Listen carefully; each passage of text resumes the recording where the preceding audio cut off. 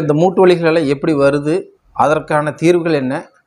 நம்ம இந்த மூட்டு வலிக்கு சொந்தமாக நம்முடைய தயாரிப்பில் மூட்டு வலி ஆயில் தயாரித்து கொடுத்துருக்குறோம்.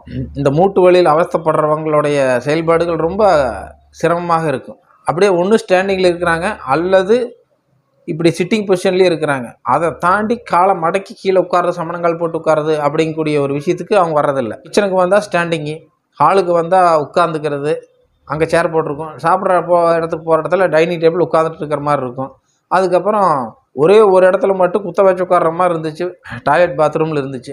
அது இந்தியன் டாய்லெட்டாக இருந்துச்சு. அதையும் தூக்கி மேலே வச்சு சமப்படுத்திட்டாங்க. அப்போ இந்த மூட்டுகள் மடக்கி உட்காரக்கான வாய்ப்புகளே இல்லாமல் போச்சு. மூட்டு வலி அப்படிங்கிறது உடம்புக்குள் உருவாகக்கூடிய கெட்ட வாயுக்களானது எங்கெங்கெல்லாம் போய் தேங்குதோ அங்கெல்லாம் அந்த கெட்ட வாயுக்களே கெட்ட நீராக மாறி மூட்டில் தேங்கி வலியை உருவாக்கும். மூட்டு வலிகளுக்கு